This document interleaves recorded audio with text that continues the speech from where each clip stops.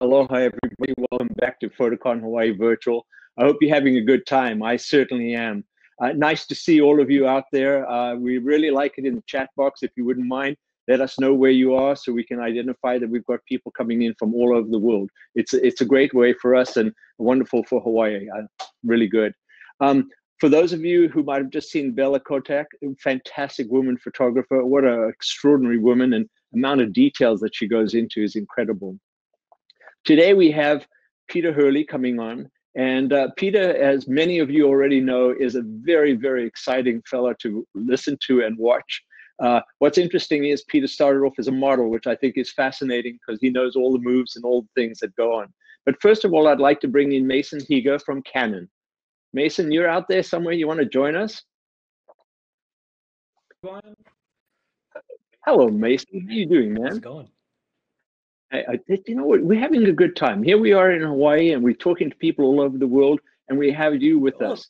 So, Mason, tell us a little bit about what you know about Peter. Yeah, you bet. Well, again, thanks everyone from Photocon Hawaii for inviting Canon to the event. We're really happy to virtually be here. Of course, we wish we were back in Hawaii with you, you know, to have a great time. But you know, we still could do it right now, and next year is another year. So.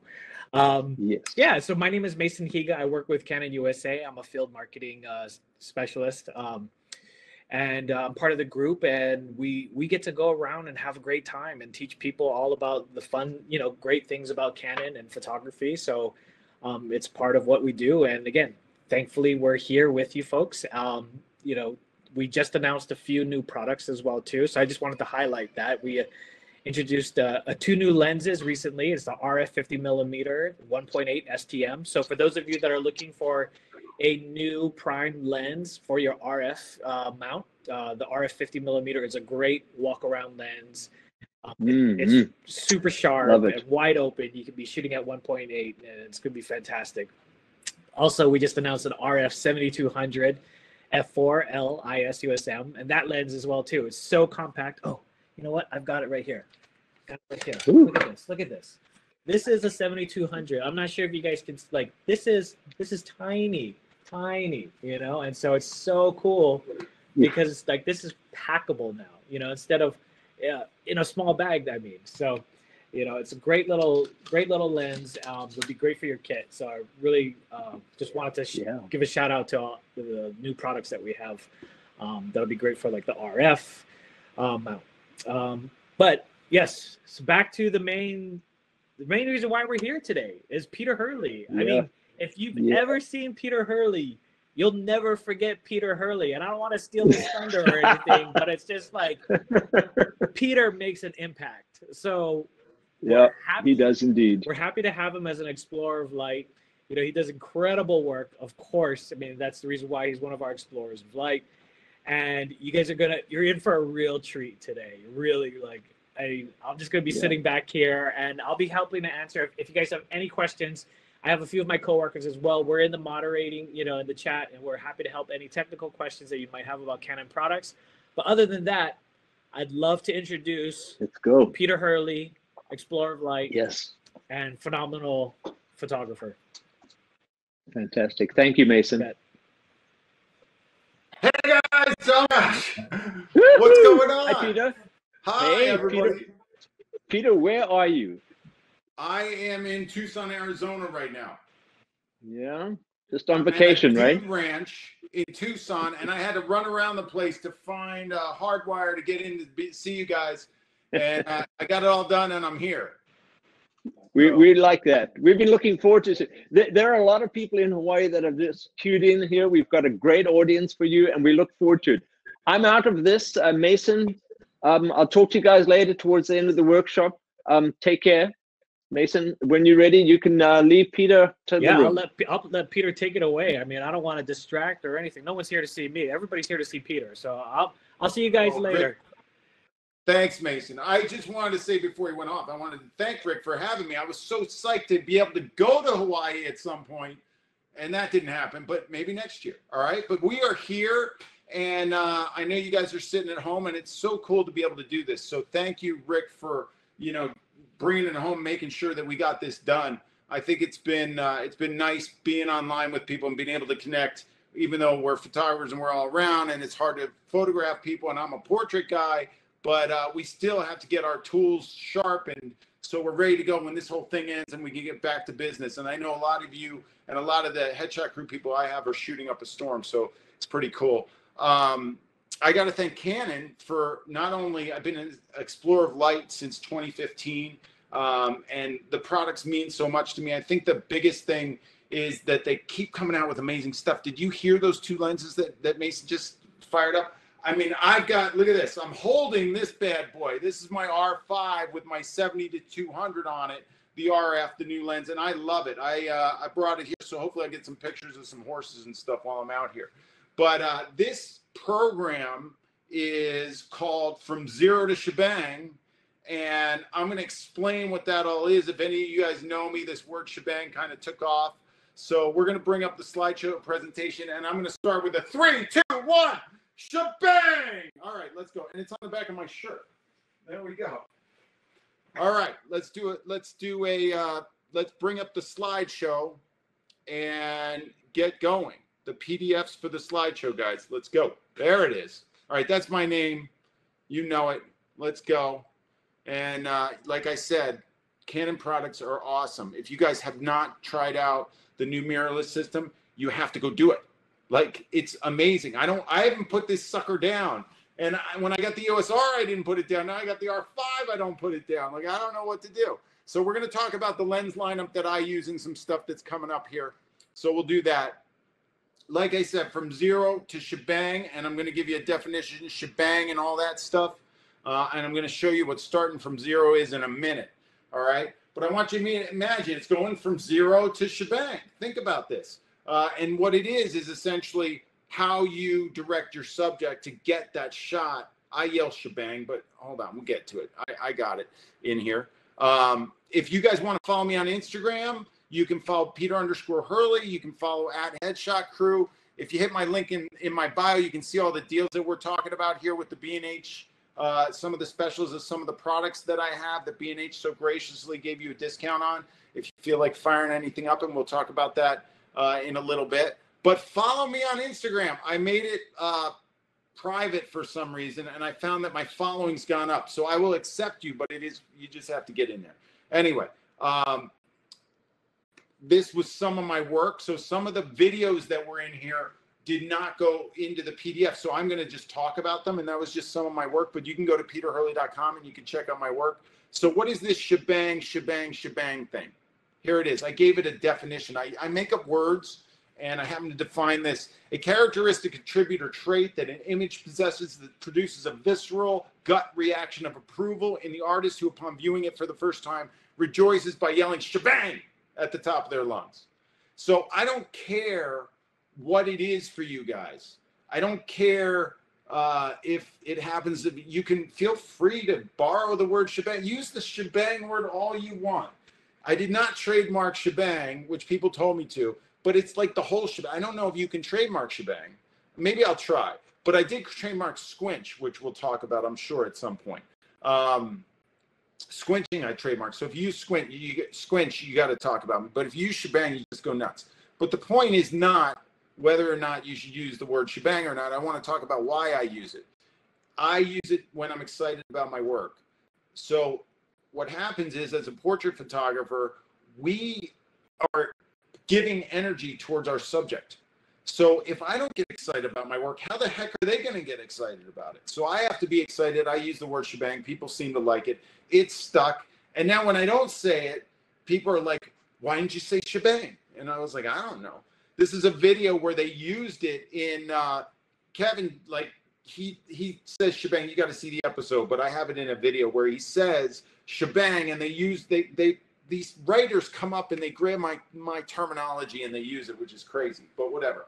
So this is the point. If you're going to get energy out of your subject, then the final ingredient always has to be your connection with them. So you could have awesome light.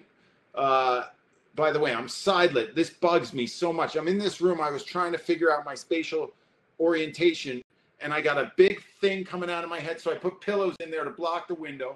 I'm side lit with a massive kick, and I don't have any frontal light.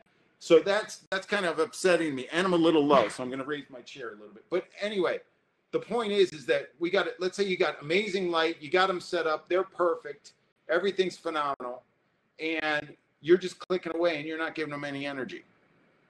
What are you going to get out of it? What's going to come your way? You're not, it's just going to be flat. So today, I'm going to give you some tips to get energy out of your subject and take them from 0, which is this, just blank and vacant, nothing, which is what people give you when they get in front of the camera. How do I know? Because I was in front of the camera all the time. So there's 3 things you do as a portrait photographer that you continually are doing as you're shooting. You're positioning them.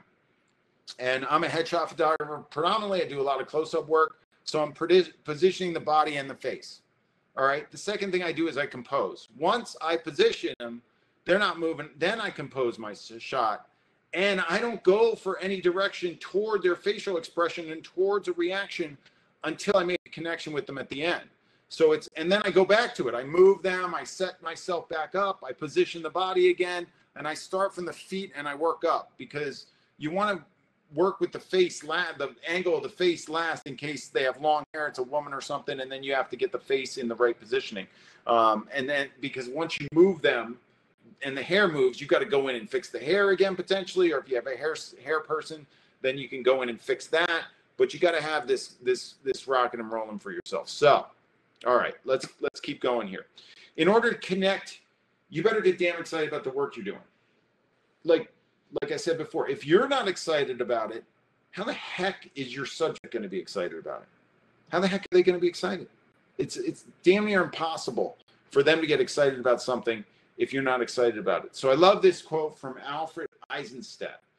It's more important to click with the people than click with the shutter. Isn't that awesome? I love those. I love this stuff. So I get a lot of people, who technically can take a decent picture, but they don't know how to direct at all. And I teach a lot of direction. I think photographers in general have missed the boat on this one.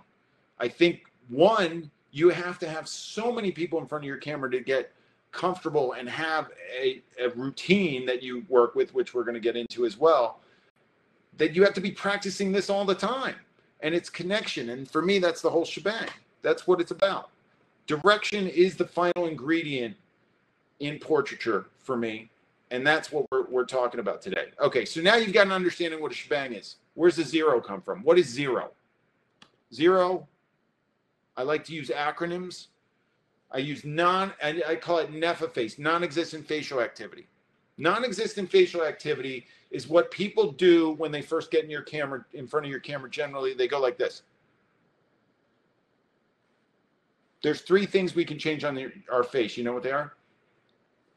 You got a mouth, you got eyes, you got eyebrows.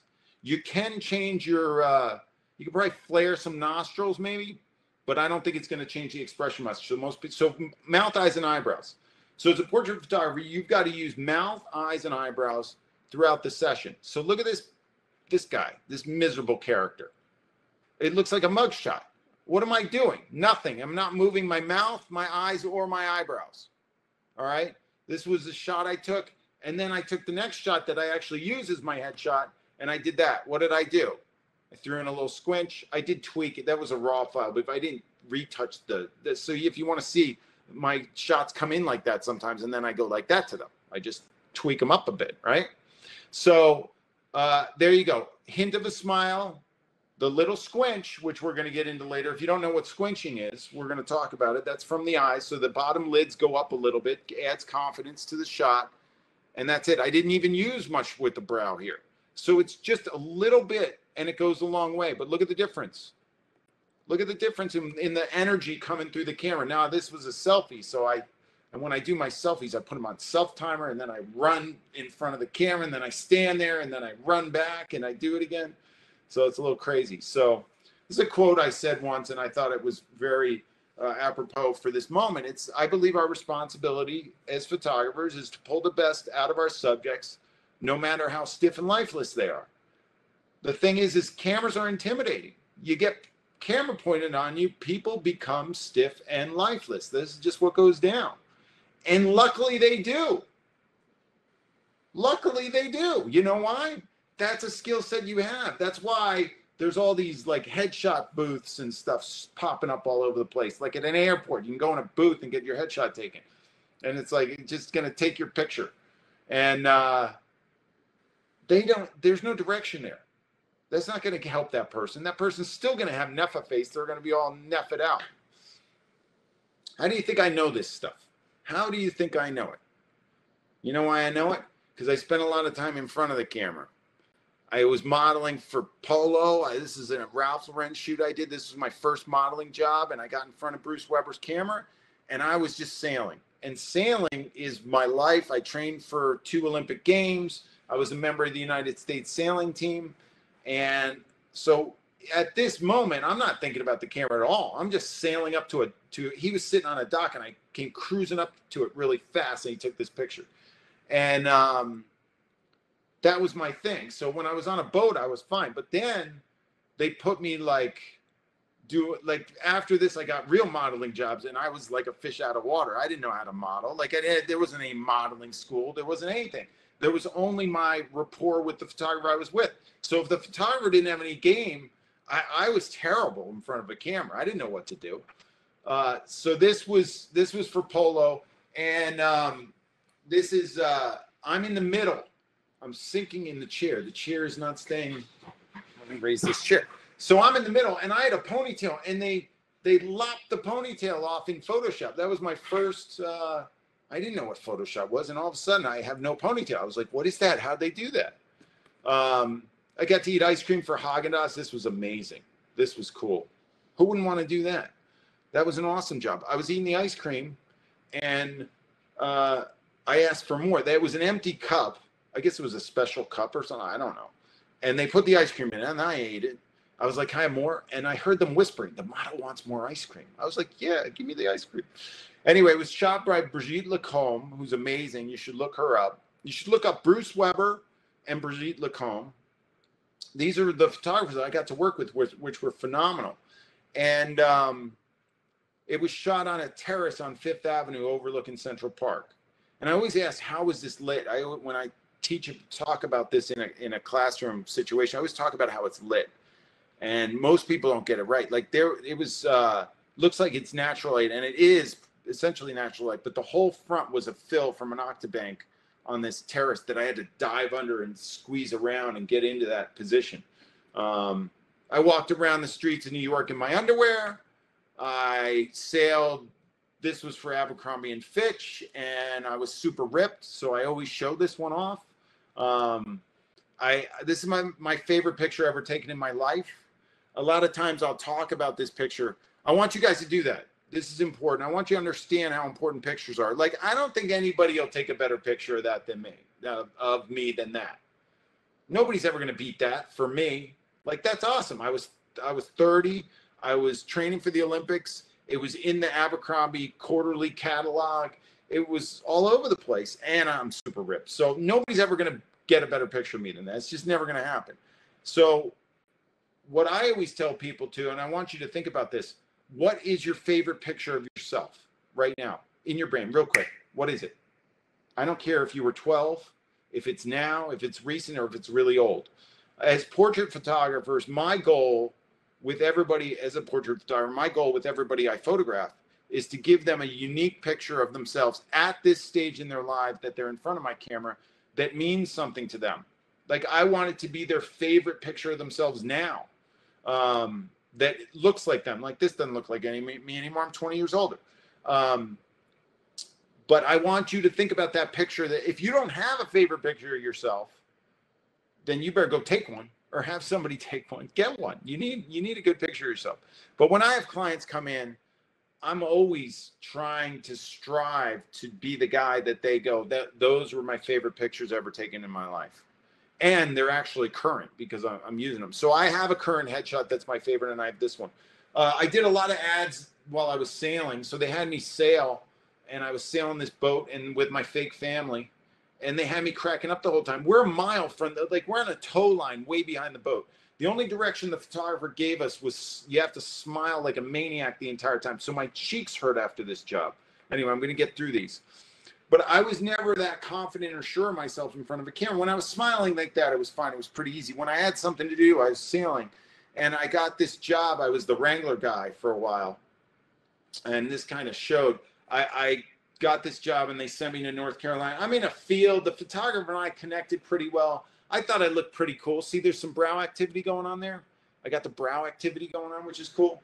And I felt cool. But then they brought me back to New York and they put me in a studio and they put me on a white SHTICK. And I'm standing there in the jeans and I'm like, okay, I'm ready to go. And I got the client in front of me and they're looking at me and the photographer and the team of makeup artists and the people. And then I got the ad agency. Like it was like 15 people in front of me. And they're looking at these jeans and the photographer says, okay, just do what you do. And I'm like, the guy gave me nothing. He didn't give me anything. So I was like, I don't do anything. In my brain, I'm like, I don't do anything. So models, when you model, you kind of, I had been doing it for a little bit. You kind of bank on moves. You have like models, seriously, everybody out there that shot models, you know, they have 5 moves. They get through their 5 moves in about 30 seconds and they just repeat them over and over again. So there's nothing else to do. So if you're not good at direction, you might get a model that's decent, but they really only have 5 moves. So I did my 5 moves. John's got 6, but I got 5. Maybe I had 6, but the moves were like the cross arm move.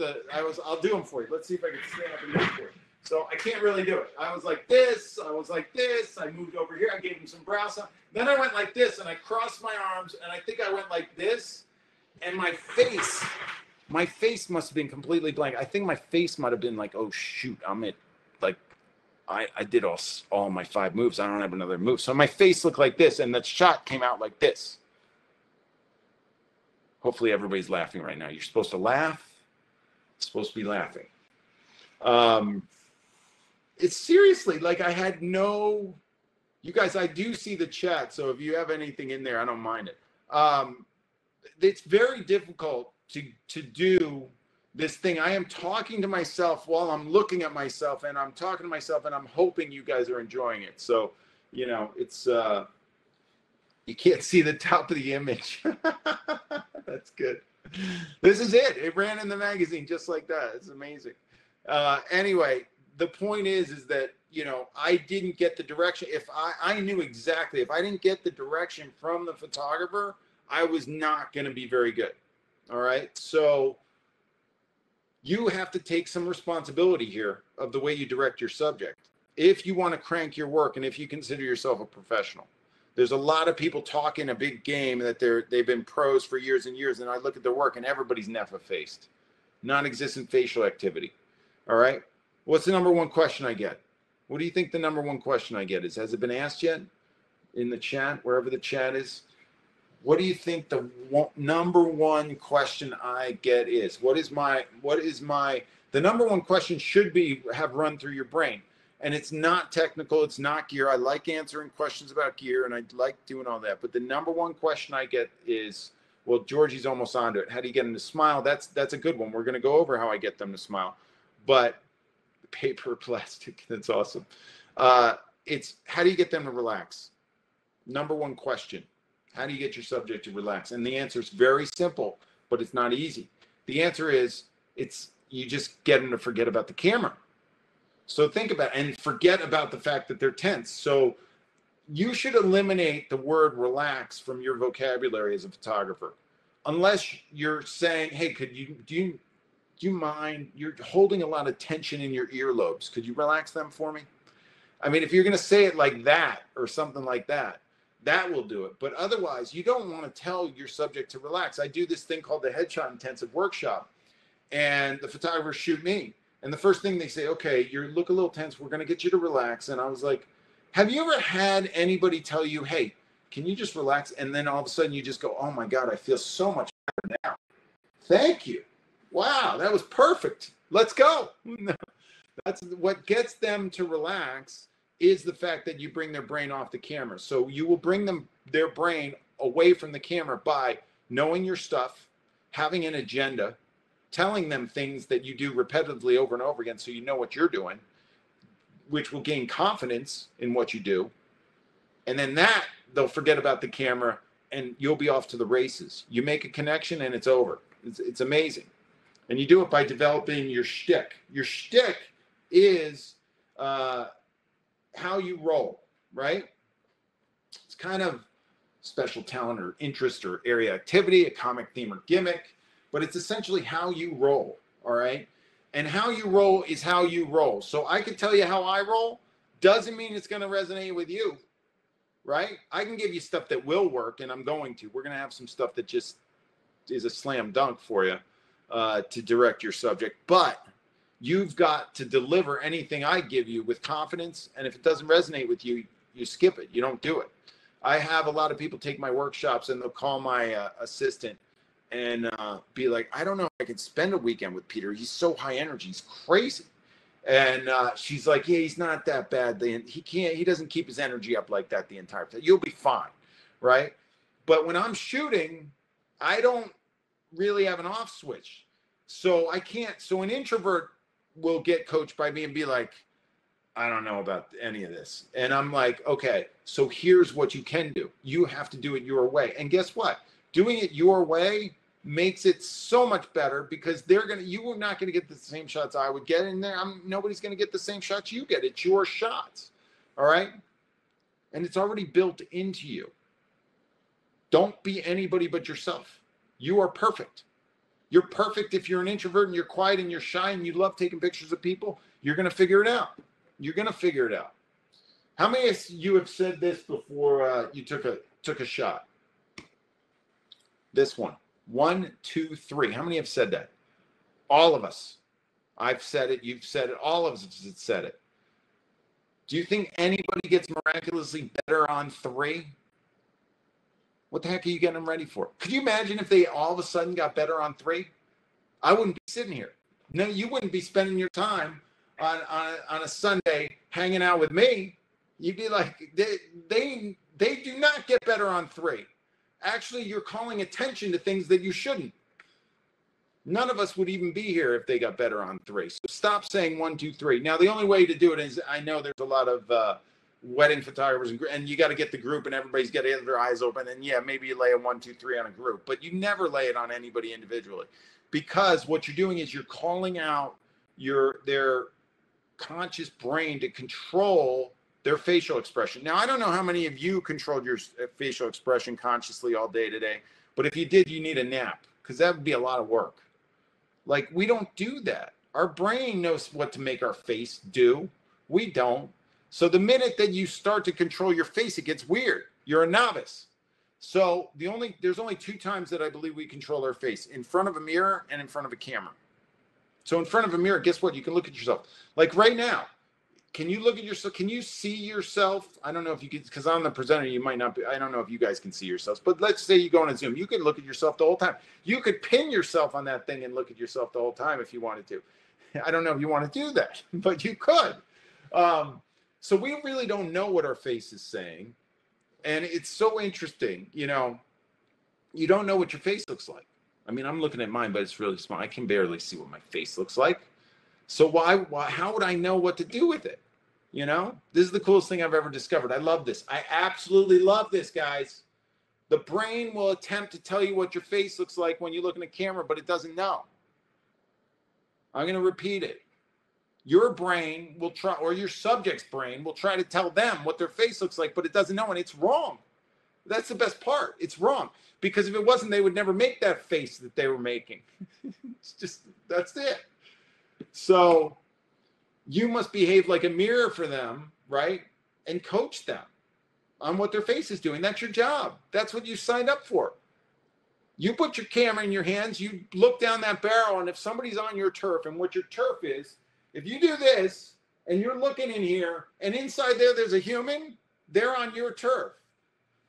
And it's your job to control their face for them, or help them control their face so that they can look better. And you can get a picture that you're proud of, and you can get paid, by the way. Nobody has a better job than us. I mean, I just was shooting the other day, and I was like, this is awesome. I haven't been shooting much because of COVID in New York, obviously.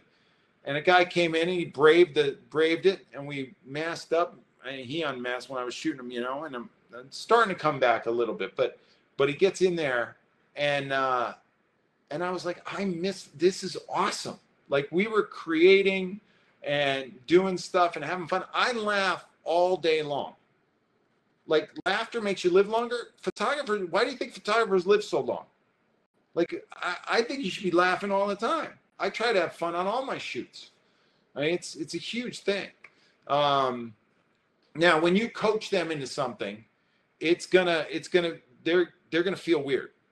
But if they don't feel weird, they're not doing anything. Because actually concocting the face into things is strange and unusual for people. So I always say, it feels weird, looks good. Feels weird, looks good. Write that down. Are you taking notes? Should be taking notes. Write that one down. Feels weird, looks good. Tell them that. Because you have to assure your subject that they are doing a good job. Positive reinforcement. You don't want to tell them negative things, and you don't want to tell them things that throw them off their game, like relax. And you don't want to tell them, no, don't do that. Like, if I tell them to turn one way and they turn the other, I don't say, oh, no, you turned the wrong way. I don't do that. I just shoot the way they turned, and I turn them back the other way afterwards. Everything has to be positive. You're trying to build them up, not take them down. And they have to get directed by you to be confident in you. All right. If you're going to rock your portrait game, then you're going to need to direct. Are you guys getting this? Am I drilling it in enough? I hope you desire, you don't want, you're not sitting here to be average, are you? You're not just sitting in here to be average. I know you're not. Like, there are a lot of photographers out there. There's a lot of people that pick up the camera and say they're a photographer. You know, the guy down the street who picked up the camera, now he's starting to shoot, and the other guy, I hear it all the time. I don't care about them. I started in New York, and I started in the headshot industry in New York. There were probably 500 photographers I went to #1. Why? Because I stood out, because I made the decision that I was going to do so. You're sitting in here studying with me. You're with me right now. You pick up one tip out of this thing, one, and it could change your entire career for the rest of your career. If you pick up one thing today, that's phenomenal. Anytime I'm listening to a photographer who knows what they're doing, I want to pick up one tip, one thing to get me to grow. One of the things you have to worry about, a lot of photographers create what I consider a flatmosphere. There is absolutely nothing going on. Maybe they'll say, turn to your left, turn to your right, smile. Flatmosphere. What kind of energy are you going to get back in return? We're not going to get anything. You need an emotional charge in your work, guys. All right? Emotional charge creates an energy exchange between ourselves and our subject. I call it camera invisibility. So you know, when you look at your pictures, you can tell whether the person's looking in a camera or not. They're just staring down, and you can tell if they're vacant or glazed over. It just doesn't look natural. And when they have this thing called camera invisibility, it's like the camera's invisible. I call it camera invisibility. It's a shot where they look like they're looking at you. Like, I show shots where they look like they're looking right at me, like there was no camera in there. And I know it's from the connection I made with those people. Super important. If you don't create an action, there will be no reaction. So you have to understand that your actions, it's not like we're shooting a documentary or something, or I'm shooting candids, or I'm just sitting on a street corner shooting passersby. Like, people come to my studio for a session, and they walk in the door, and I need to take action. Otherwise, there will be no reaction on their part. What are they going to do? It's like when I was uncomfortable with photographers I shot with. Those people didn't have game. I don't know what they were doing. If not, you have no action, which is inaction on the subject's part. If you get inaction, your pictures fall flat. Once you go back and look in your portfolio and see how many flat pictures you have in there, which, look, my career was predicated upon my ability to pull expression out of people, not my light, not my gear, not anything. It was on that. That's it. That's why I'm here. That's why I'm sitting here. That's why people took notice. And I'm fortunate for that, because it is hard to do. It is hard for photographers to direct subjects. All right? But I want you to get better at it, and it's my thing. This is my platform. This is what I teach. All right? And it gets you out of this mess. That's what are you going to do about it? What are you going to do about it? You know? What do you think it's going to take? You're going to have to go to work. It's going to take some people in front of your camera. It's going to take some effort. You better set some goals to do this. I can tell you what, the biggest thing that you could improve in your photography, guaranteed, is probably your direction if you're a portrait photographer. Biggest thing, most movement. You technically you can learn it. I mean, I can this thing's amazing, but and it's got all the bells and whistles. I can learn every bell and whistle, and then that's it. I now got it up in here in my noggin. I will never be done with the way I'm directing my subject. I don't think I'll ever be done with that. You can't ever get to the end of that rope. Kind of with lighting. Like lighting, you never get to the end of the rope. I'm just so mad at being a photographer and looking this half kick. I ran over to this ranch and I was going to do it in my room, but my room was black and the internet wasn't good. So I was like, now I'm half kicked, and anyway, it bugs me. And it's all orange, so I'm like super orange. Anyway,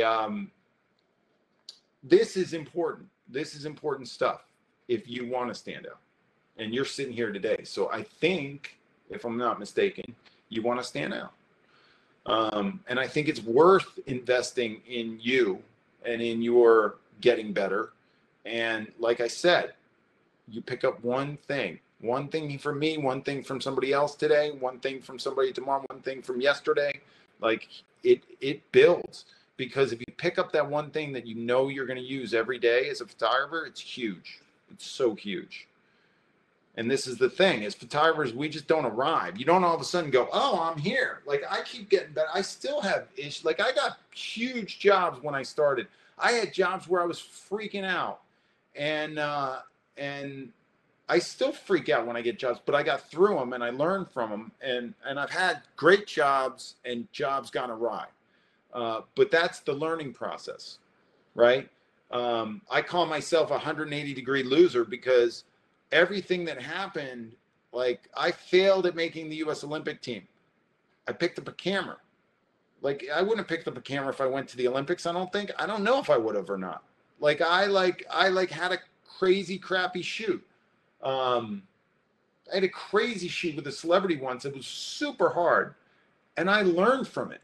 I learned a lot from it. So the failure, like if you're not pushing yourself, you're not going to get there, because we evolve. And if you're not pushing yourself, you're not evolving.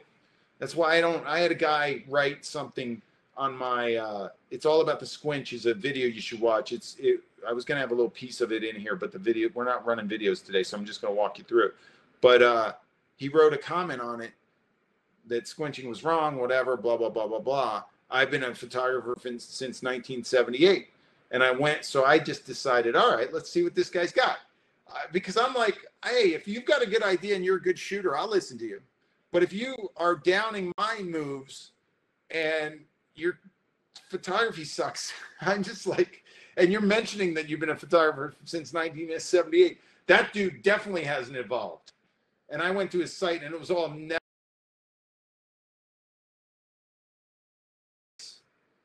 you got to evolve. It's got to happen. All right. Without evolution, you're not going to have any growth.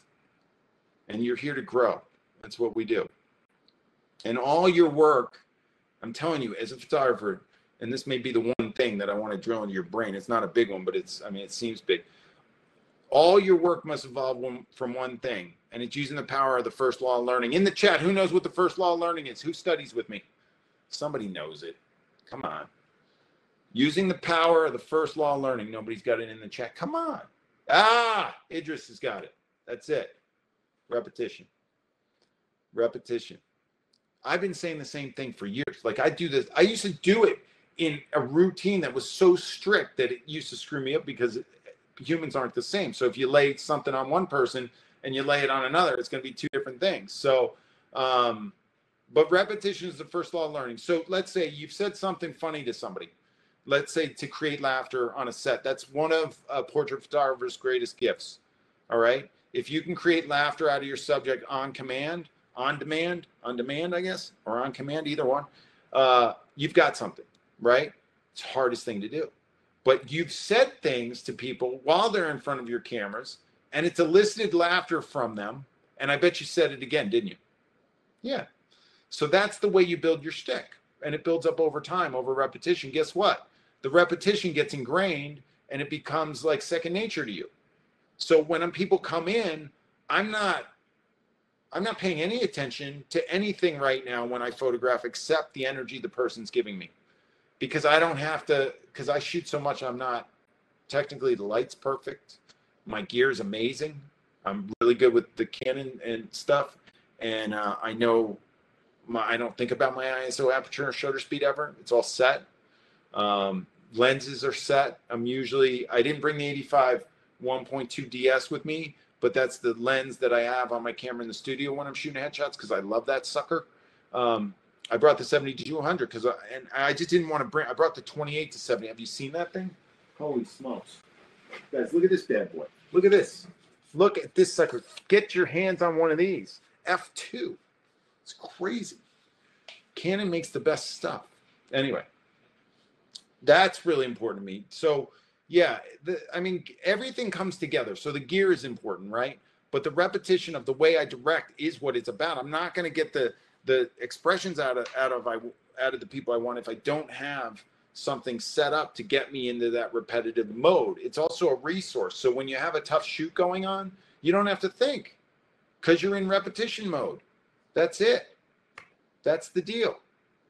Your entire shtick is built off repetition, and your shtick is you. It's built in. You're not doing anything. I don't do anything to be like this. Like I just like that. One thing that I did, which I hope you guys are enjoying yourself, I try and be funny when I'm teaching. I decide if I'm going to be a photography teacher, I'm just not going to say, well, okay, I took the shot at 1/100th of a second and I lit it with the Octabank at a 45-degree angle, and I shot the subject for 10 minutes and I got 15 shots, and I just think that's boring. So I try to be funny. So I love this Bruce Lee quote. Don't fear the man who knows 1,000 techniques, but fear the man who's practiced one technique 1,000 times. Shebang. I mean, come on. That's it. So that's what we're doing. That is what we're doing.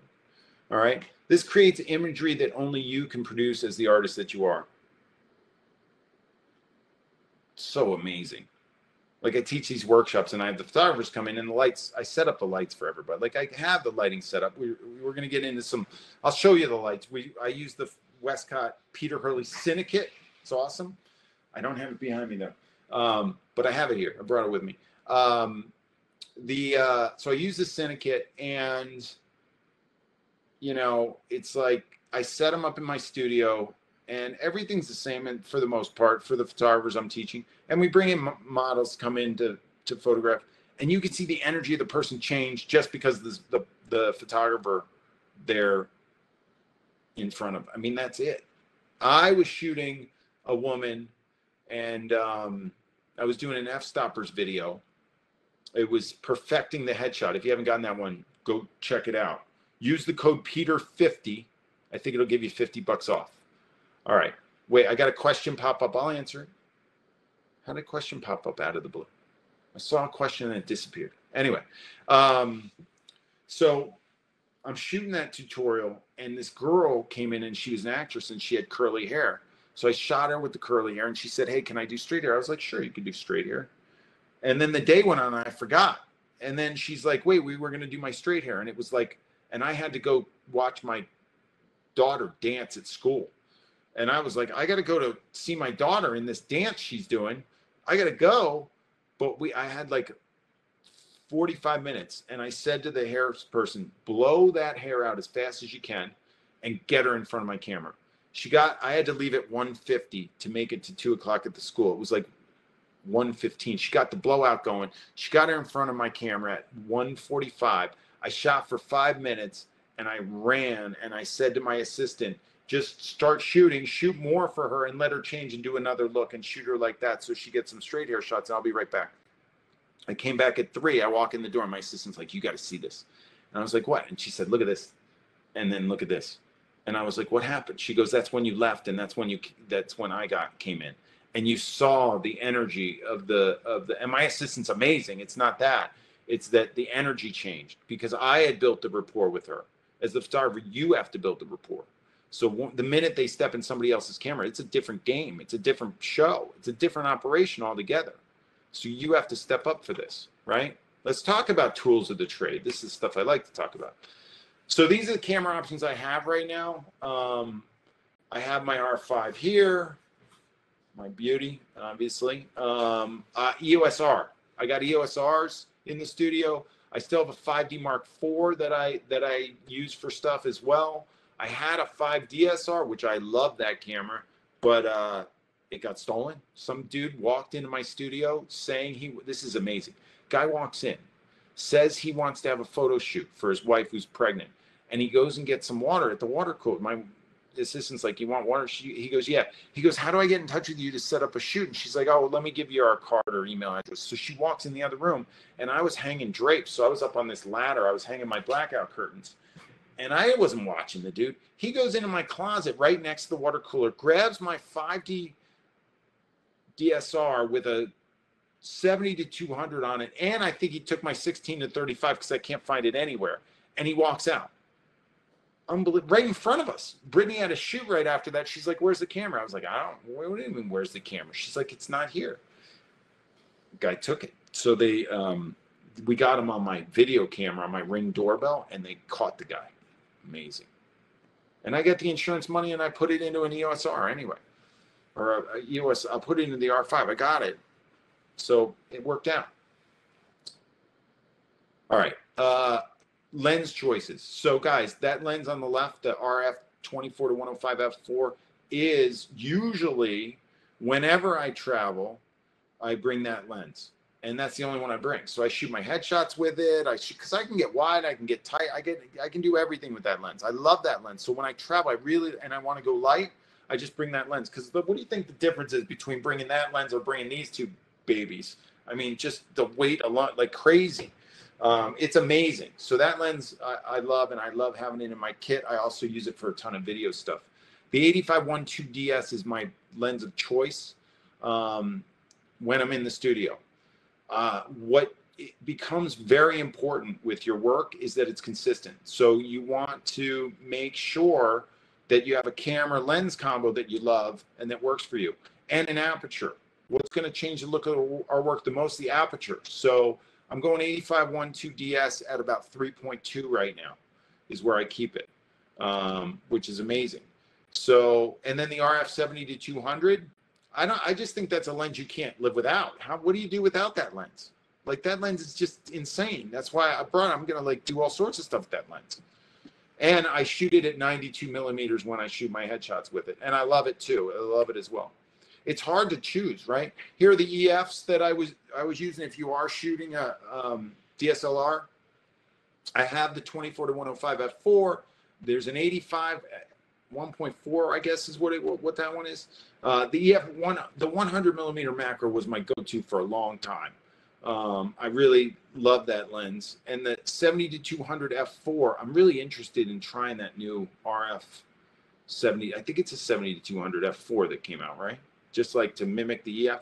I mean, that lens is just, that's the thing, is that the 70 to 200 2.8 EF is so huge, and the f4 is so light that I like the f4 because of that.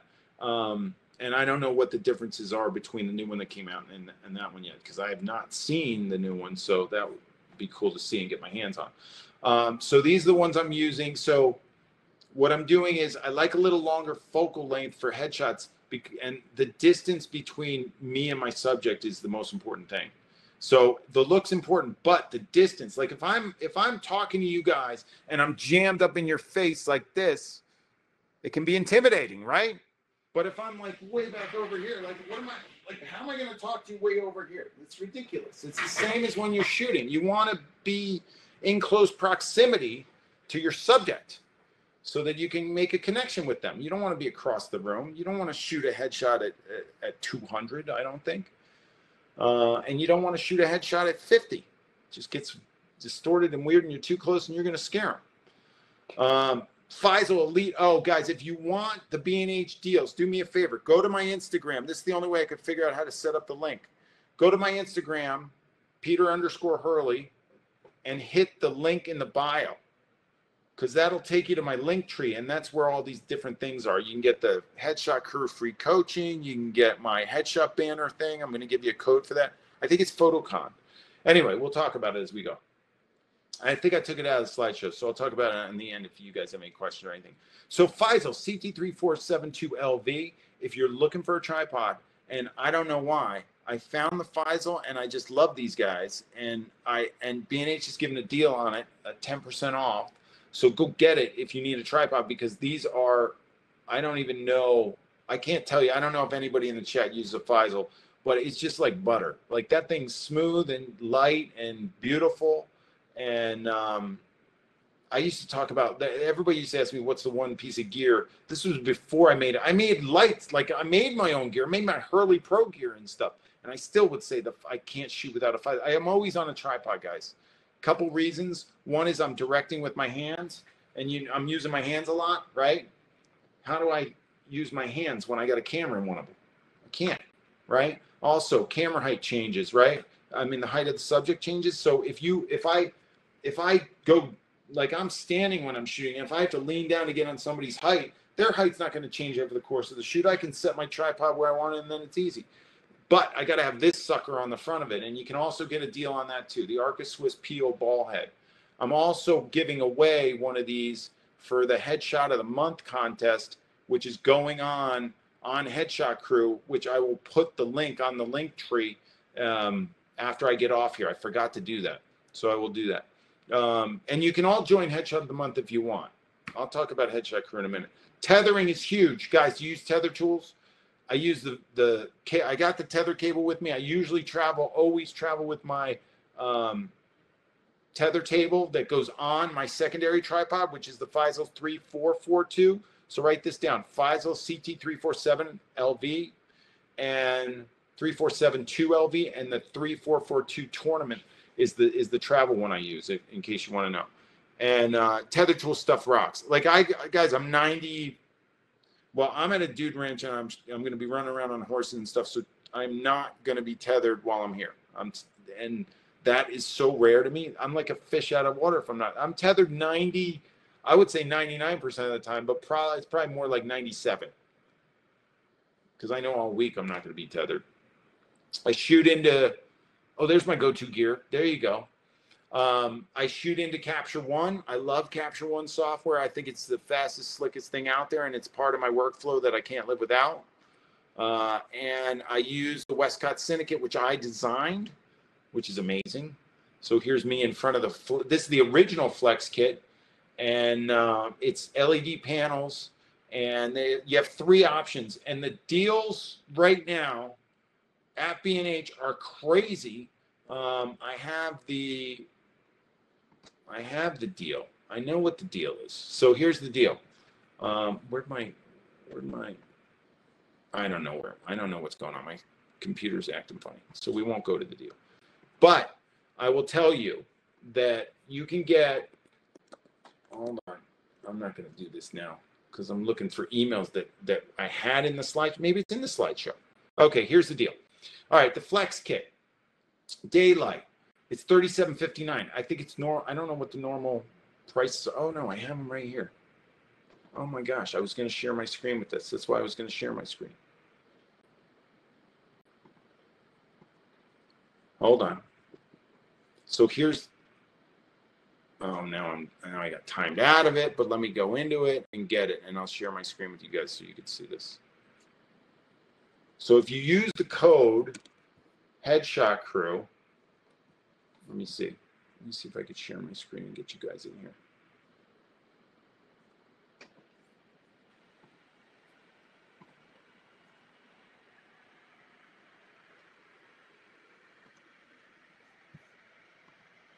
I'll just share my screen so you can see some of this gear.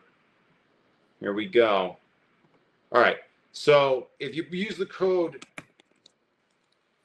Headshot Crew, and I don't know what the B&H deals are on the Canon gear, but you got to check that out as well. Look at this. It gave me $640 off the 3-light Syndicate. Unbelievable. Gave me $72 off the tripod, $34 off the Arca Swiss, $700 off the DMX thing. Anyway, I gotta give it to B&H for hooking us up. All right, let me go stop sharing my screen, and how can I get my presentation back up? Mason, can you do that? I don't know how to do that. There we go. Thank you. Now we're back to business. All right, cool. So if you have gear questions, feel free to email me at peter@peterhurley.com. I'm happy to answer them. This is me coaching through when I'm using the Flex Kit, which I just love the light. I mean, it just allows me to do my thing the way I do my thing. Okay, so if you want to hit the discounts on that, they're good till November 20th. Use the promo Headshot Crew. Go to Peter_Hurley, hit the link in my bio, and you can see a bunch of links to different stuff. All right, let's talk about enough about gear. And if you have gear questions, we'll get to them. I will get to them. I know people, the gearheads out there, are like, need to talk about gear. I get it. Don't ask me technical things because I do not know how sharp one lens is compared to the other. I just think they're all ridiculously sharp. I don't worry about that stuff. Let's talk about the human condition more importantly. How many of you look in the mirror and like what you see? I'm going to say it again. How many of you look in the mirror and like what you see? Oh, Diane does. I love it. Well, not every day. You know how hard that is? Like, we are saddled at birth with whatever our parents gave us. You did not pick your parents. You just showed up with them and they gave it to you. And I always feel responsible for my kids. Luckily, they look like my wife.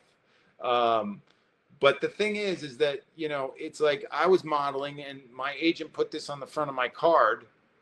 And I always hated this picture, but it got me work. And I kind of like it now, but it is NEFA face, non-existent facial activity. Look, I look out of it, right? But I want to show you what bugs me about it. Because people will look at this and they'll say, you don't like, well, yeah, the photographer lathered me up with all sorts of moisturizer. I don't know what the hell I don't know what the heck he did. So I want you to look at the distance from here, my hairline to my chin. I have a long face, if you didn't notice. I think my face is long and I think it should be smushed. And this is very long and I would rather see it smushed. So that always bugged me. And people were like, you're crazy. And I was like, no, but that bugs me. It's really for me there. So I was shooting Miss Universe, which is coming up in a minute. But I'm going to talk about the fact that we live in a fault-based society. It's just the way we roll. Like, it's, people say you're like, if you talk about yourself or if you have a healthy self-image, that you could be narcissistic potentially or something. It's crazy. It's like we're supposed to feel good about the way we look. You know, and what's the big deal? How many years do you have to look like that? As many years as you're on this planet. Like, that's it. Like, you could do your best with it. You know, you can get in shape. When I gain weight, my cheeks puff out and I don't look the same and facially, which I don't like. But I have never had somebody walk into my studio and go, Peter, this is your lucky day. My skin is flawless. My hair is perfect. This is going to be incredible. It's going to be a piece of cake for you.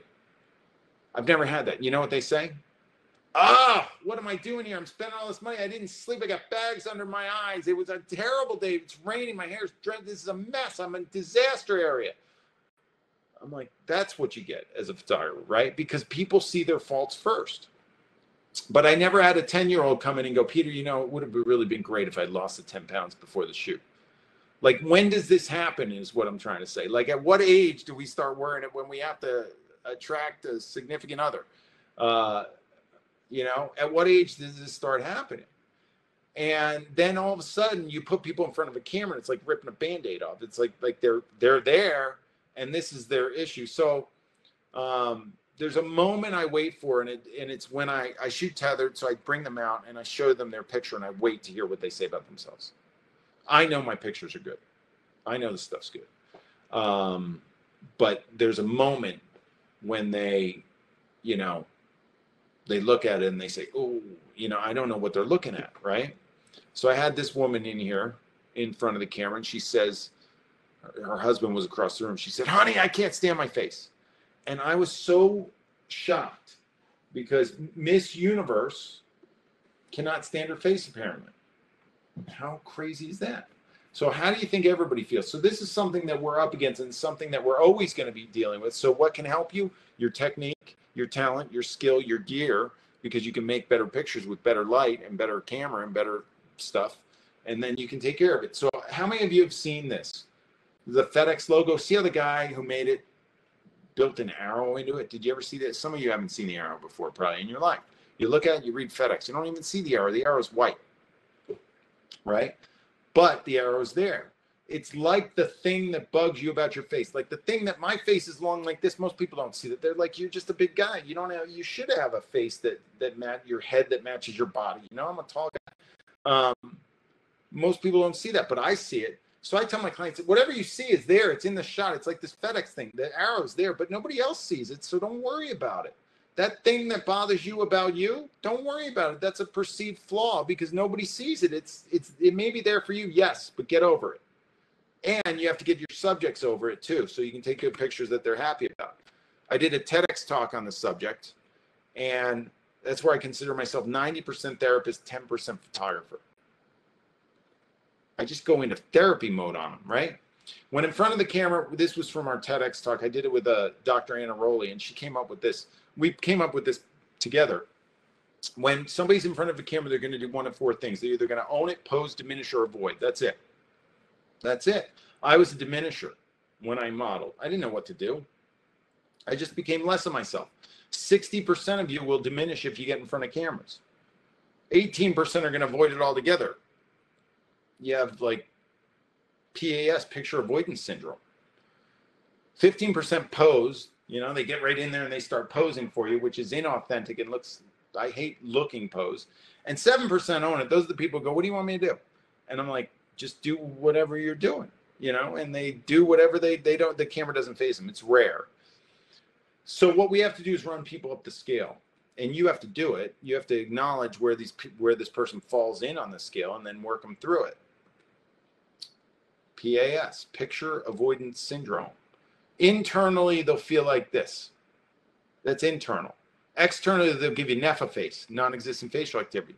Internal feeling, external NEFA face. Right? That's zero to me is a phenomenon I like to call out to lunchitis. That's from zero. That's where we start, zero, to get them to shebang. And people do look in cameras like this. It's crazy. Crazy time. All right, this is where you need to have what I consider your director's toolbox. You need tools in your toolbox. You need stuff, go-to stuff that you can go to that allows you to pull the best out of your subject. So I have my greatest hits, which I call my greatest hits. These are the things that I use every day in my photo career, every single day. All right. Number one was It's All About the Jaw. This was the video that I did that went crazy, got over 4 million views. Shebang is in there. It's all nuts. There's Caraminder giving him his jaw back, living in Double Chinsville. We don't want, the number one way to make people look more attractive in front of your camera is to define their jawline. Whose job is it to define their jawline? It's theirs if they're in the gym and watching their diet. But if they're not in the gym and watching their diet and they don't have a defined jawline, which most Americans don't, or I know we have people all over the world. Most people everywhere in the world don't. It's hard to have a defined jawline, right? We all get a little action under here that we don't want to see, right? So it's your job to make sure they get the chin out and they're not living in Double Chinsville like this. This is not acceptable. You don't shoot people like that. All right, so this was the video. I was going to show you another portion of the video, but you can go look at It's All About the Jaw, and you can see the original shebang, and you can see some people living in Double Chinsville and getting out of it. I'm going to show you the maneuver I do to get people out of Double Chinsville. I call it the hook lasso string maneuver. So I want everybody to do this with me. You guys with me? You are with me. I'm going to guess that you're with me. Here we go. All right, so I want you to imagine that there's a hook in the top of your head. It's attached to a string that's going up to the ceiling. So you're up like this. Immediately I'm up, right? I'm going to raise my camera a little bit. I'm up, right? So I'm up like this. All of a sudden, what did that do? It just tensioned all this. Immediately, I got tension in the neck. Now, I'm going to imagine that a lasso went around your neck, and it's attached to that window behind me. And it's stuck there, and it's resting on my collarbones. But now I have a neck like a giraffe. And like a lasso around a giraffe's neck is not going to stop it from going anywhere, right? So I have a lasso around my neck, and then I'm going to run a string from my nose to the center of the lens, right? String from my nose to the lens, just like that. So this is what it looks like from the side. Imagine the camera's in front of me over here, right? I'm up, I'm hooked, This is normal position maybe for some people, which is double chinsville. I'm hooked, lasso's here, neck's out like this. It should feel weird, but look good. All right? So what happens if you don't put the lasso around the neck? Then people just go like this. Then they just go like this. What did I effectively do? I just raised the lens. Didn't I just move the lens up so I could see myself like this? Now I just raised my camera height. Now it looks like I'm shooting from a ladder because I moved forward. So you can't let them go forward. You got to go like this. Everybody do that? Did everybody get the good jawline going? Did everybody get their jawline going? You're with me. All right. Diane says she's with me. Okay. All right. Elizabeth has got it. Dan's got it. You guys are with me. All right. Let's keep going. All right. Oh, you guys are great. You're putting up the videos as we speak. This is awesome. You guys are on the ball. Okay. Here we go. Now, you got to find their sweet spot. That's another thing. This is my second big tip. Everybody's got a good side of the face. Do you know which your good side of your face you have? Some people are ambifacial. I made that word up too. I told you I make up words. Ambifacial is that you can be shot on any side. I'm basically ambifacial. I'm going to do a little spin, and you're going to put in the chat which side of your my face I like. Now, if you notice, I'm side lit, right? So it's going to affect, lighting affects the shape of your face. If you got somebody with a bent nose, you can straighten it by lighting it. Do you know that? You do know that. If you don't know that, you got to go get my other tutorial, illuminating the face. But we're going to talk about sides of the face. So watch this. I'm going to spin on my chair, and you're going to look at the sides of my face. And this is the right side of my face, and this is the left side of my face. So we're going to spin on the chair, and you're going to figure out if you like me straight on, left, or right. So watch this.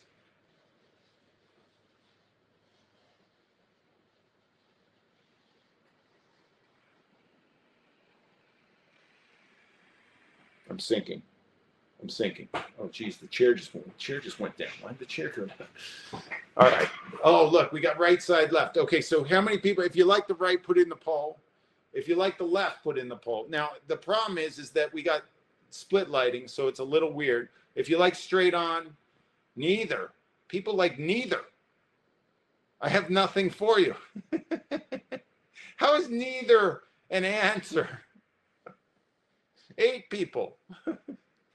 Don't like my face at all. Fine. Don't like my face. I don't care. I've lived with it all my life. It's been on there.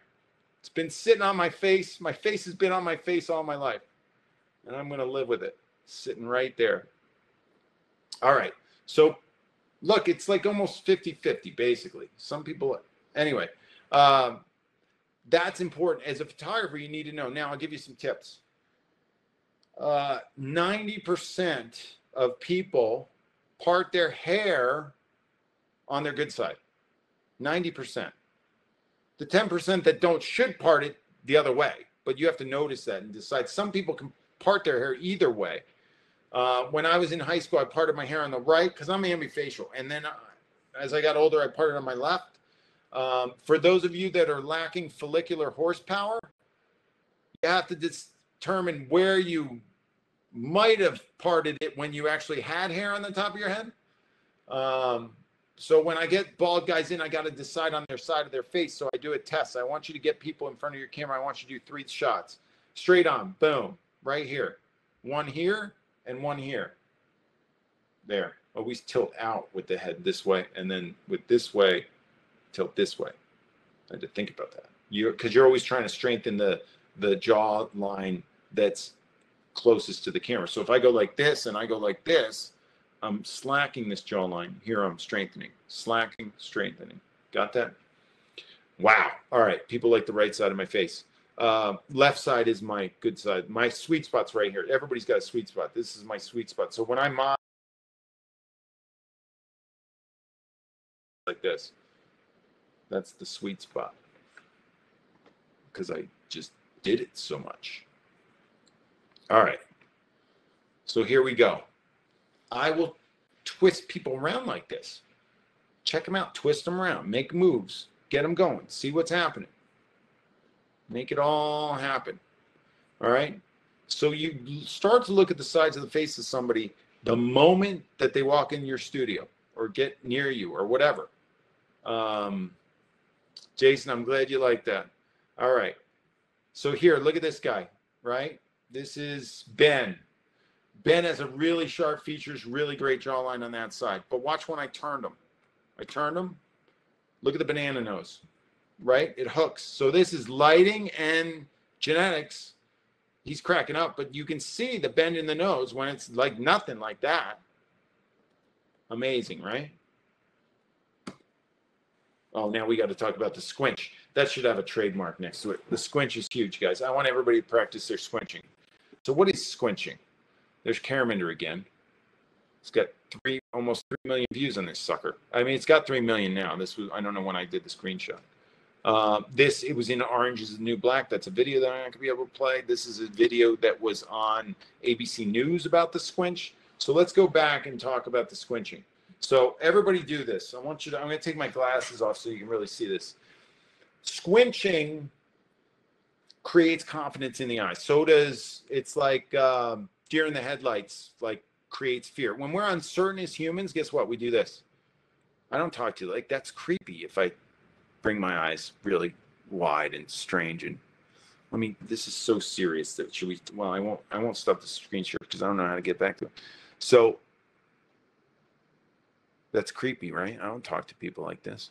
When people get in front of your camera and they're uncertain, they go like this. It's crazy. So what I want you to do is I want you to practice narrowing the distance between your lower eyelid and your pupil. Lower eyelid and pupil, not upper. Like it's squinting is this. That's when you're trying to, you're squinting from the sun, you're in the Sahara Desert and there's a sandstorm, you're trying to protect your eyes. It's not it at all. It's going, this is wide-eyed, right? Just relaxed-eyed. Like right now, I would consider myself squinchy because my eyes are really small. But if I want a power squinch, I just watch the lower lids. Right? So the upper lids don't go down very far. I don't know if you can see that, but that's the key. Let me make myself bigger. Can we make myself bigger? How do I do this? Stop the screen share. Stop the presentation for, here we go. That's weird. That's strange and unusual. I don't look at people like that. It's more like this, right? And then here's squinching. Now, some people have an eye difference. So if you look at my eyes, are my eye sizes different? If you looked at the pictures that they had of Trump and Biden, both Biden and Trump, their right eyes are smaller than their left, both of them. Everybody has an eye difference, guys. Some it's very severe. People think they have a lazy eye. They don't. They just have an eye difference. The kicker is this. Can't make the small eye bigger, but you can make the big eye smaller. So you have to independently squinch one eye. So I'm not sure which eye is smaller. I can't tell from this. Guys, tell me which, do I have an eye different? Do you see if one of my eyes is smaller? Somebody put it in the chat. Which eye is smaller? Is one eye smaller? Hold on, I need glasses. My left, you guys aren't helping me. Somebody said right. You guys are not helping me. Forget it. We're all going to independently squinch our right eye. Ready? Did you see my left eye move? So whichever's the bigger eye, you're squinching it. Okay? I want you to do that. All right? Awesome. So you're going to check out It's All About the Squinch. I love that. Okay, let's go back to my presentation. And we'll fire it up again. We'll go back into the squinching. So you want to make people squinch because of fear. Fear goes away with squinching. All right? And now we're going to do this hold your sub operation. So when you shoot a headshot, what's the number one place people put their hands in a picture? My hands are on my hips right now.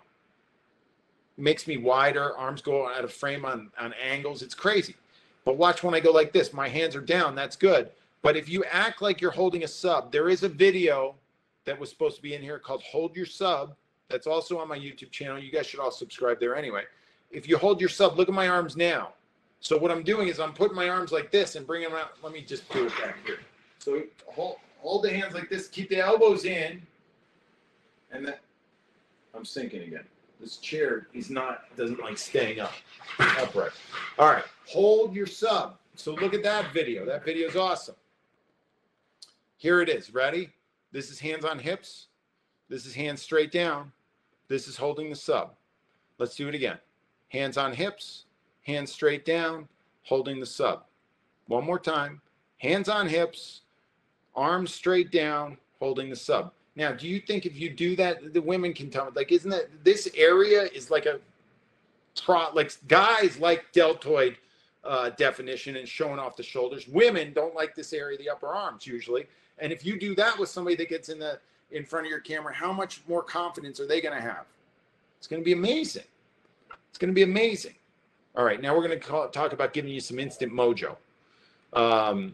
This is the, there it is. Hold your sub video, guys. You can click on that and check that out. Get that in your window. This is so cool, this presentation mode, this thing. I love it. Okay, so instant mojo. This is when it comes to direction. You can go, I call it direction by misdirection. It's also called, I did it in a workshop and people call it Hurleyisms. So Hurleyisms is a, Hurleyisms.com. You can go there and there's 50 of my one-liners that you can, like, things like I say to people, I say, don't look so miserable, tilt your head towards the Empire State Building. Everybody tilt their head towards the Empire State Building. I have no idea where it is. I'm in Arizona, but I say that wherever I am just to make people think and forget about forget about the camera. So Hurleyisms will do that, and you can have this running while you're shooting, and it can help you with some direction and getting some laughter. I'm going to try and wrap this up because I want to answer some questions before we run out of time. Guys, Headshot Crew is my coaching platform. It is my thing. It's my jam. It's my jive. It's what I do. I'm coaching live there every week. We're on 5 days a week, actually. Well, we're on 3 days a week for sure, doing webinars, and they're called Crewcasts. So we use Zoom, and I coach through it. You can also become an associate photographer of mine. I give out jobs. I dole out jobs to photographers like crazy. I think I gave 3 referrals away today, just personally through my email. But the system, if you see that find a photographer link there, that will go to search there and search your town and see who your competition is. Go there, search the town, see your competition. And if you want to get on that list and smoke them, then get involved with the crew. And it's free to do the gold portion for a month right now. We're going to change that to 7 days, but I don't know when it's changing. But it's a month. So take me up on a free month. What do you got to lose? Just go do the gold monthly. It won't charge you anything for the entire month. If you want to stay a month, it's going to burn $25 hole in your pocket. $25. But it is the most incredible coaching platform, I believe, that's out there. It's definitely the most incredible coaching platform that's out there for headshot photographers. And if anybody in the Headshot Crew is in here and wants to give them I don't know if we have any Headshot Crew people in here, but a heads up on how awesome it is. Anyway, I would love to see you in there, and I'd love to coach, and I'd love you to get your headshots going. I'm looking for associate photographers. I want people to be their best so that I can give them these jobs. I just started a booking agency called Headshot Booker to give headshot jobs out to photographers globally. So it doesn't matter where you are in the world. It's awesome. Give me a shot at it. Come join us. There's your find a photographer search. Check that out. See where your competition is. There's 17,000 photographers on the site. If you don't see people in your area, chances are they're there, but if they're not paying for the coaching, I don't allow them to be picked up in the search because I want to make sure they're doing good work, and that's my job. We got 2 in Hawaii. Cool. If you guys want to join the Platinum group, then you get my headshot book for free, and I'll sign it for you. Otherwise, you can go grab my headshot book somewhere. But if you join Platinum, then you get my book included with the deal. And I do workshops, so I'm doing my first headshot intensive of 2021, January 8th and 9th. I did one in September, and it was perfect. It went over really well. Even with COVID, we were all careful. Everything was fine. It was awesome. I was going to do one in November, but then it got crazy again in New York City. So I'm hoping by January 8th and 9th, we can fire up another one. So if you want, that's on my workshops page. What else? That's it, guys. I got to thank Canon for having me, and I got to thank Photocon Hawaii for keeping this together. You guys know how hard it is for everybody. We got to keep studying. We got to keep getting better. We got to keep working. And we got to keep shebanging. And Rick for bringing me in. I really cannot wait to get out to Hawaii when we do this live. I would love to do something live. I got to thank B&H for supporting me as well. But mostly, like, guys, it's just about you guys getting your cameras pointed at people. So I'm ready to answer some questions if we have some time, and get those cameras pointed at people. And thank you again, Canon. Yeah, thanks, Peter. You can go ahead, chat box there on the right on the top where it says 18 and a question mark. Go ahead and click on that. We got 18 questions lined up for you, ready to go. Okay. Did you take those dog puzzles for the puzzle? What dog puzzles? Dog photos. I didn't shoot any dog photos, so no. Okay. Could it be described as starting to wink? Oh, Michelle, I like that. Huh. Oh, I can press those buttons so that it should, okay. Michelle, I like that. It would, that is awesome. See, I learned something today. Oh my gosh, that's amazing. Yeah, independent squinching, wink the bigger eye. Starting to wink the bigger eye. No. That's really cool. Everybody use that. Thank you, Michelle. Michelle, I should give you a tutorial for that. Email me. Michelle, for that, I'm going to give you a free tutorial. You have your choice of the art behind the headshot, perfecting the face, or illuminating the face. Just email Peter at peterhurley.com and tell me which one you want. That's all right. All right. When people tell you that they hope, hold on, I'm answering this live. When people tell you that they hope you know that you don't look like your photos in real life, what? When people tell you that they hope you know that you don't look like your photos, does that make sense? It was, how do you get, it was during the segment when you were talking about like people's self-esteem. Yeah. How do you get good portraits for people who, good portraits for people who are great looking, but not photogenic? Why does the photo translate so poorly? Teresa, I don't have this negative vibe going on, and I don't believe that. I believe that pictures translate perfectly. It's the reason why they don't translate, or they translate poorly usually, is because the person's consciously controlling their face and they're not used to seeing themselves like that. So when you get them firing on all cylinders and they're not thinking about it, and you get subconsciously driven expressions, then you get beauty. The brain knows how to make us look our most attractive. That's why a subconsciously driven smile is always the most attractive of any human. That's why you never want to let people do this. You don't say smile and they go like this. You get them to smile. You got to get subconsciously driven expressions there. How do you find the best angle? You do exactly what I said. You spin the people around, take pictures, and then you look. Your brain will talk to you. It'll say, "Oh, that I like that." You won't know why. You might not be able to define it, but you'll see it there. So just take pictures on each angle. How do you get so much expression out of everyone? Through the Hurleyisms, through connection. I don't let them sit there. You can't look at my camera with a blank face. I make them change their face all the time. I want them constantly moving their face, constantly. And the other thing is that we shoot digitally, guys. Like I used to shoot film. I used to shoot 120. I got 16 frames on my Contax 645. Like I had 16 frames, 12 frames on my Pentax 6.7. No, it was 10 frames. 10. I think it was 10. It was 10, right? I don't even remember anymore. We'll go with 10. 10. So now digital, I go nuts. I go a little bit more nuts. Anyway, so all right, let's see. Answer this one live. What's the best advice new photographers that you want to get into portraits? Exactly what I said. Get people in front of your camera. I know it's difficult during COVID, but the more people you get in front of the camera, the better you're going to get. If you want to be a portrait photographer, it's all about getting people in front of the camera and experimenting until you find a style and a look. Once you find a style and a look, you hone in on it, and then you go. On the Headshot Crew, I teach people how to hone in and then go, and that's super important. Super important. All right. Most common lens used, light setup, and camera settings. So let's go. Most common lenses that I use, I said 85-1.2 DS is the one, my go-to. If I'm on a 70-200, I'm at 92 millimeters. And those are the two that I would go to right now. I wouldn't really, I do have an adapter for the 100 millimeter macro, so I might throw that on my EOS R5, but I normally, since I have the RF lenses, I just go with them. I am waiting for Canon to come out with the 100mm macro for the RF. Is that happening, Mason? Do we know anything? And if we did, we couldn't say anything. You'd have to kill me, right? I'd have to. We'd have to shut this whole thing down. Yeah. All right. So the camera I use is the EOS R5, and the settings, I'm always at ISO 100.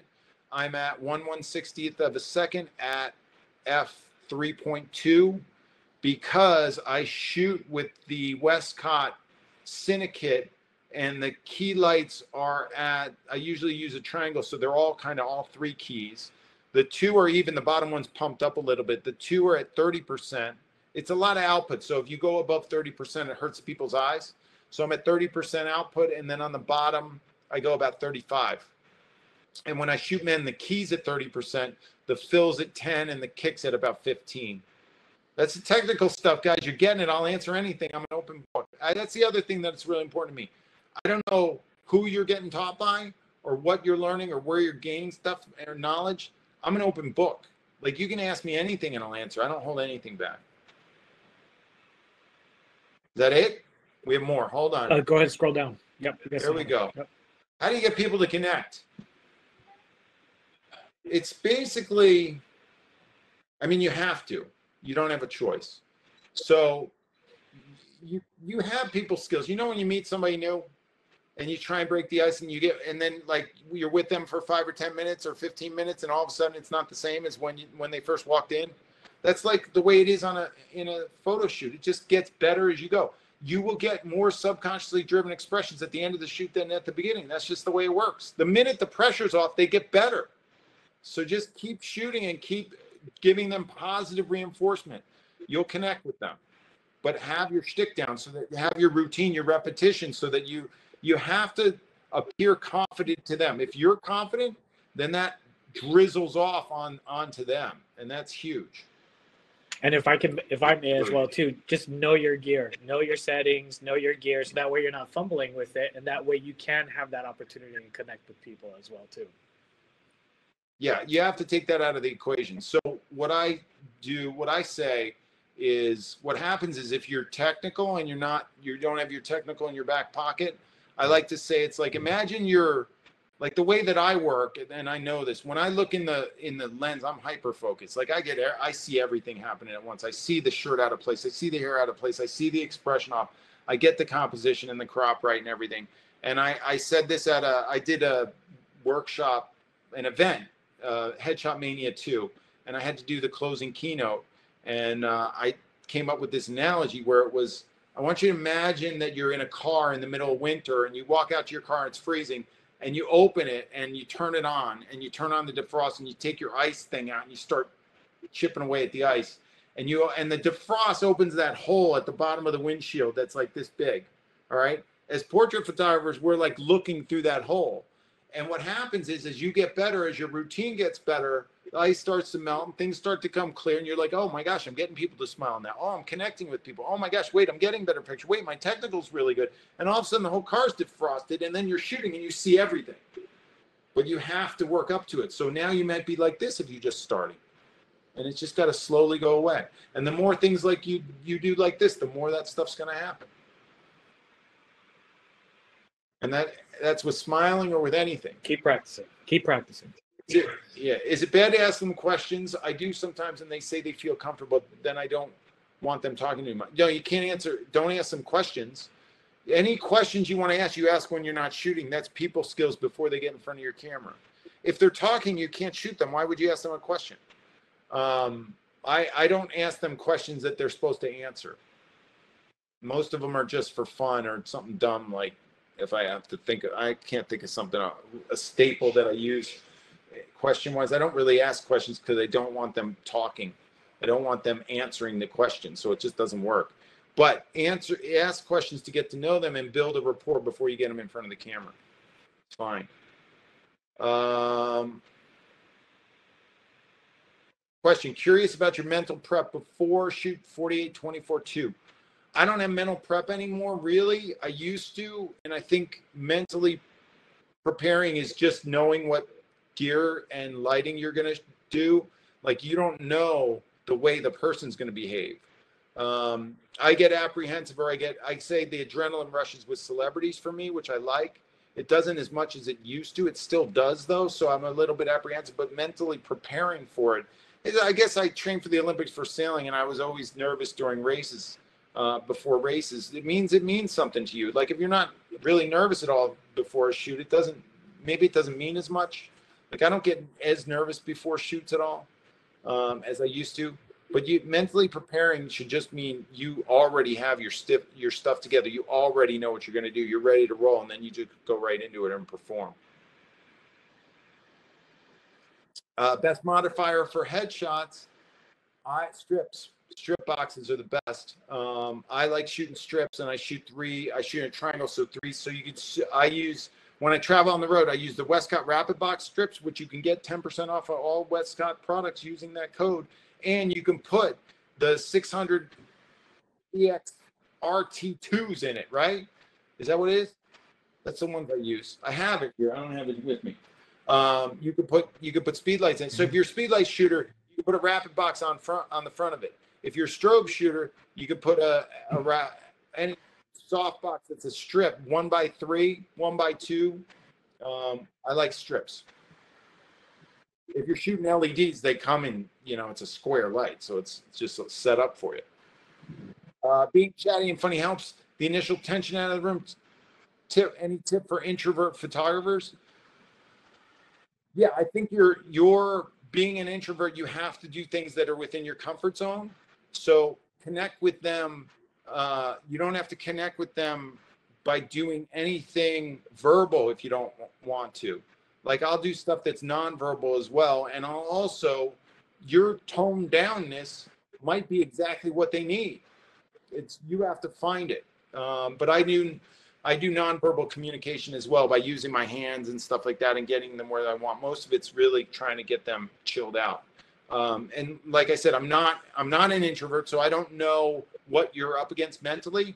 So you have to figure out how far you can push yourself and find things that you're comfortable and confident doing.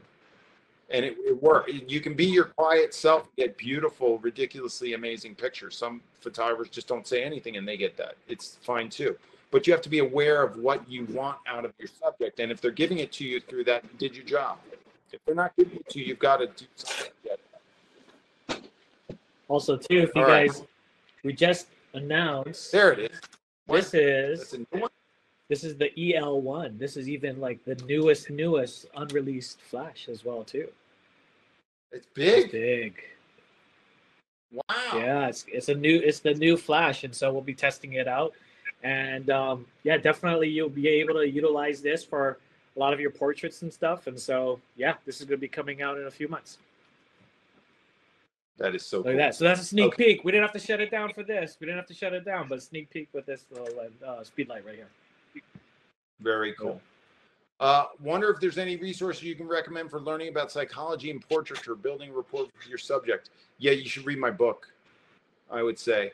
If you get the book's amazing. Headshot Banter is, if you guys can put it, Mason, can you who's putting up the links? Mm-hmm. Headshot Banter is, go to headshotcrew.com/tutorials. And in there is Headshot Banner. You can listen to the audio version of my book, which will give you that. And if you guys want a discount off it, just use the code PHOTOCON. Should be, I don't know how much it gives off. Just check. Can I put the link up here? We're getting it. I think somebody else will be able to get that for us. Just in a second. Okay. All right. Headshotcrew.com/tutorials. I would do that. Start there. That's the one thing. Georgie is right. That's a limited. There's not much teaching that goes on how to direct your subject. I think one, because photographers don't know what they do. Two, they wouldn't know how to teach it. Like you really have to really know what you're doing. Like I have shot 30 or 40,000 people at this point. Like I really know what. Thank you. What's going on? There you go. We've got the. Is that the link? Awesome. Yeah, that's it. So use the code PHOTOCON to grab either one of those. There's a discount off TNT too, which is a business idea that I use. It's like I made more money with the TNT method than any other method I ever implemented. So you should check that out if you're interested. If you run a photo studio and you want to make money off your images, you got to check that. Ira's asking me if I ever shoot Hasselblad anymore. No, I went from medium format. I went from Hasselblad to phase, and then I was always a medium format shooter until Canon put a 5 DSR in my hands and said, hey, we're coming out with a 50 megapixel camera. You want to try it? And then I was like, all right, I'm not putting it down. And I haven't shot medium format since, and that was in 2015. So, do you travel with the tripod? Always. I use the Feisel CT3442. CT3442. Yeah, I believe the B&H crew in the chat were linking to that tripod as well too. All right, Kevin's asking, what do you use starting out? You use whatever it is you have starting out, and you work the best with it. I'm telling you, you can do it. You can do it with whatever your gear, and then you put your dream gear on a list. I put my dream gear on a list, and I thought when I get a job, I'm going to buy this piece of gear, and that's what I did, and that's how I built my kit, and that's how I got where it was. You can work right with where you are. I could teach you how to do it with whatever you've got to make it work, and then you can understand where you're going to go from there. And again, if you guys are just starting out, we just announced those 2 new RF lenses, the RF 50mm and the RF 7200 f4. Those are great. Those are great lenses, not just beginner lenses, but they're great lenses to try out, and especially with portraits, I would highly recommend them. Yeah, I can't wait to try that new 70-200. Yeah, it's tiny. Yeah. Have you ever worked with people and pets together? I guess I have. Yeah, I mean, I've shot pets and people. I don't know what to say more about that, but yeah, I shoot anything. When I started, I shot anything that if somebody paid me for being in front of my camera, me pressing the button, I did it. You try to prompt a number of different expressions from people and then pick from the various looks. Yeah, well, it depends. With I do a lot of corporate stuff. So with corporate, I'm just trying to get, look, I'm sinking again. This thing is like crazy. With corporate, I do one expression is all I need. It's confidence coupled with approachability. I call it CNA. It's a little squinch, little smile. That's it. Once I get that, they can leave. With actors, I run the gamut, the range of expressions. So I have for actors, they can do anything. So I get them all the way completely angry and miserable and pissed off or whatever to all the way ecstatic and as happy-go-lucky as they can get, and everything in between. For actors, I like, on the negative side of things, I like cocky, sneaky, devious. Those are things that I try and get actors to convey. And for commercial actors, I like, you know, big, toothy smiles, genuine smiles, real laughter, that kind of thing. Confidence and approachability always plays in. I just try and stray away from Neffa face. Always. Non-existent facial activity. So it's so funny. It's like you're saying these acronyms, and it's just like it puts a smile on my face, you know, because it's like it's part of your shtick, you know, and it's like it's funny. So that's exactly like it's great stuff. That's my thing. How are we doing time-wise? Should I keep going? You know, I was just gonna. You guys have to go somewhere. I don't want to keep you from going and learning more. No. Well, we got our 4 o'clock. Well, excuse me, 2 o'clock in Hawaii time, and we'll be talking about the EOS R system. So for those of you that are tuning in, I'm going to be having my coworker Calvin, and he'll be talking more about the EOS R system. So if you guys want to learn more about that, please be sure to tune in. That's actually going to be coming up in 18 minutes. So definitely check out Photocon Hawaii's website and register for that. I'm not sure if we have Rick and Zach on, if they'd like to say a few words, but yeah, we put Peter on and he's going to go all night. I mean, you know, like, hey boys, I could go more. Peter, hang on a second. Hey, Peter. Hey, Rick. Wow. I just hang on a second. I have to take my seatbelt off after your presentation. I was sitting there going, holy shit, mama, I'm going to do what the hell? Peter, that was epic. Good. It's hard. It's hard. Thank you, awesome. because it's hard to do it with not knowing, and the chat helped. It's hard to really understand if people are getting something from it. Peter, you didn't make it look hard. Okay, good. It was fun. I had fun. Hey, we so did we. We were looking forward to it, and you delivered, and you were awesome. And we thank you. We thank Canon. Mason, you were fantastic to help us with this. Thank you very much. And look, guys, we want you to come to Hawaii next year. So that's what we're going to be working on. I'm planning. I'm already, sign me up. I'm in. I'll do a whole different, we got to restructure the presentation so they get even more out of it. We'll get some 5 days. We'll do something. We'll do light. I'll do whatever. We'll count 5 days for sure. We'll do it every day. Oh, we like do that. It. I want to get out there. Love Hawaii. We'll have to keep our seatbelts on too. Okay, Peter. Yeah. Guys, just a quick thing. We've got 2 more great workshops coming up. As Mason said, we've got Calvin coming on to talk about the R system, which is absolutely stunning. I would recommend anybody who is interested in any type of camera to listen in to Calvin. We're all learning what's coming at us. Face tracking and all these things are things that we are going to be able to embrace what's coming in the future. So I would really recommend, and you can certainly go to photoconhawaii.com, register for Calvin's workshop. And then somebody pretty special to me is going to be on the last show. Who's that? Who is that? Wonder who that is. Hang on, I got to look at, no, that's going to be Zach Noyle. And Zach is a pretty special fellow in his own world.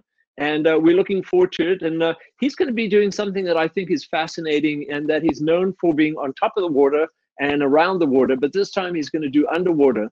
And Zach's got an array of incredible images that he's worked on, really high profile jobs, shooting up things and people underwater. So folks, we'll see you later. Tune in, come back, and thank you for being here. Thank you, Canon, for having us. Thank you, everyone. Thank you. Thank you, guys. 3, 2, 1. Shabang!